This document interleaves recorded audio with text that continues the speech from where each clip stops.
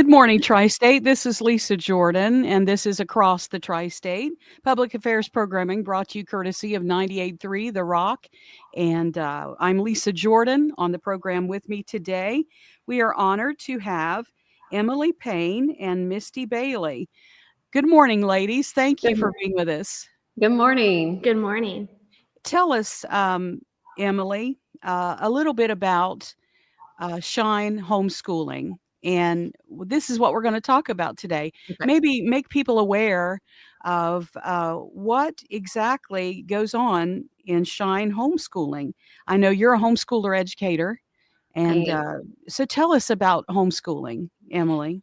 So I've homeschooled for 10 years now. I started when my oldest daughter was in second grade, and she graduates this year. So I'm graduating my first this year. Misty's already graduated one. When I started, we made the decision to homeschool 10 years ago. I was put into contact with Misty Bailey and said that there was a co-op of other children in the county of families that homeschooled as well. And so SHINE Co-op has come a long way, I think, from the start. And SHINE Co-op goes back how many years? We started in 2011. 11. And so it has evolved into many things. And so it is a group of families and children. We get together through the month and do different classes. We have different educators in. We go on field trips and do different activities throughout the entire year. And there's probably, how many families do we have now involved total? We have about 50 plus families, I think, this year.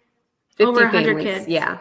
So homeschooling, it's not your typical class setting. Why? Tell me about homeschooling. Why do y'all homeschool your kids? How did you come to this decision in your family's life in order to make this happen for homeschooling? Do you care if I go first and you can? So for us, we had no issues with the public school. Honestly, my parents were educators. God laid it on my heart to look into homeschooling. And I thought it was crazy because that's not normal. And that's not what I had planned. And I talked to my husband about it. And he said, Emily, God's laid the same thing on my heart. Like, I don't think we should count it out. And so from that moment on, we took a huge leap of faith, especially for me. It wasn't normal. I like traditional things, and I think things should look a certain way. And so God tested my faith there in stepping out on faith. And so for us, it was a step of faith. And each year, I think he has just given us confirmation that he's in control. He had our path ordered out before we could even see it. And so for us, that's how it happened. Misty? Yeah, I would agree. Yeah, I would agree with that 100%. So, I mean, we started homeschooling, honestly, because God told us to. My daughter's birthday, my oldest daughter, I have 3. My oldest is 20. My middle is 18. She also graduates this year. And my youngest is 13. And when we started homeschooling, my youngest wasn't even born yet. But my oldest, her birthday was on the cutoff day for kindergarten.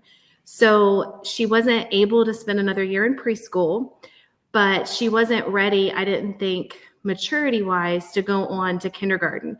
And God had been dealing with me to homeschool. We knew one other family in our church who homeschooled at the time, the wonderful Miss Jamie Brown, who was my homeschool mentor. And her kids were just different. I saw a light in them. I saw just a love for Jesus that was just different from some of the other kids, even within our own church. And I knew that I wanted something similar for my kids. I loved the family aspect of how she was raising her kids.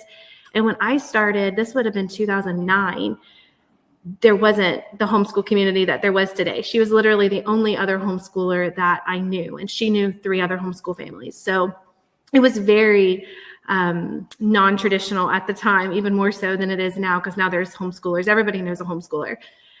So we started it for just a year, just to kind of see how it went. My husband wasn't 100% for it.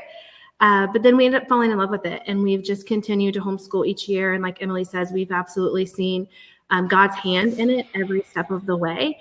My son, he has some learning challenges. He has dyslexia and ADHD, and I have absolutely seen him blossom even within the homeschool environment and being able to work at his own pace.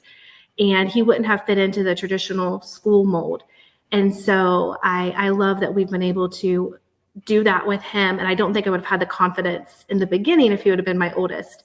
So I'm just very thankful for the opportunity. I know that you're old pros at homeschooling now. You've got kids that are graduating or will be graduating, or have graduated or will be graduating. What have you learned? To teach is to learn. I'm told, and I understand. I'm sure that you've learned much homeschooling. What have you learned, good or bad, about the homeschooling that you've done with your children, your family? I have learned when I started with my oldest, like I said, I thought everything should look a certain way. So even at home, I thought it should look very traditional to public school. And my oldest, I tell a lot of people this, I thought I would teach her a lot of things, and she has taught me a lot of things. She is my outside of the box thinker. She was not my traditional student. And she taught me that things don't have to look the same. Mm-hmm. And it's okay. It's okay if they don't look the same. I have a son who is very traditional by the book. And God created, we have 4 children. God created each of them differently. Mm-hmm. They all learn differently. And so to be flexible, I think that's what I've learned, to go with the flow some days. And we have bad days. I tell people that we've had, our experience has been great, but we have hard days too. When somebody doesn't want to do math, they don't like math. We have those days too. So it's not all, rainbows and butterflies. We have challenges as well. But for the most part, we're going through this as a family. We're figuring it out as a family. And centrally, we can base our homeschooling on Christ. We can bring it all in and show the kids what that looks like when we have hard days and when we're all together and we're snowed in. What does that look like, and how can we get through that? And so that's what I've learned. Yeah, and I would second that, absolutely. And I would also say that homeschooling doesn't have to look like public school. And when I started, I was coming from the public school mindset. And I remember starting off with my kindergartner and my preschooler with literally a teaching stick and a teaching wall and a big box of textbooks. And I was like, we're doing exactly what public schools do. And it's going to be 6 hours, 9 to 3. And the truth of the matter is, in kindergarten, you can be done in 30 minutes to an hour, really. Because there's so much time in public school that is quote unquote wasted.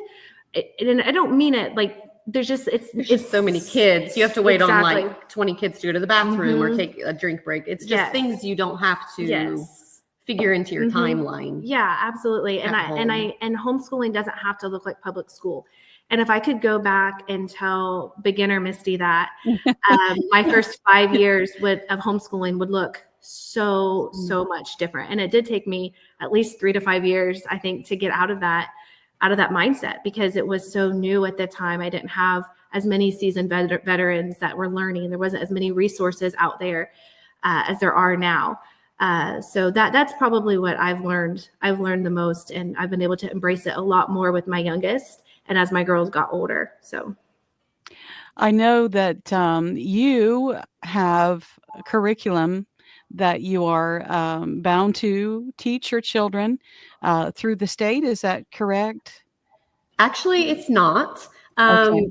Now, the state of Ohio, when you get to high school, there are certain credits that they require, and you have to make sure that we make sure that our high schoolers have those credits that correspond with the state of Ohio. But as far as curriculum, there's a couple different ways. There are some online public schools that do have their own curriculum and own schedule. However, with homeschooling, there are so many different curriculums out there. You can get a curriculum that has every subject in it for that grade.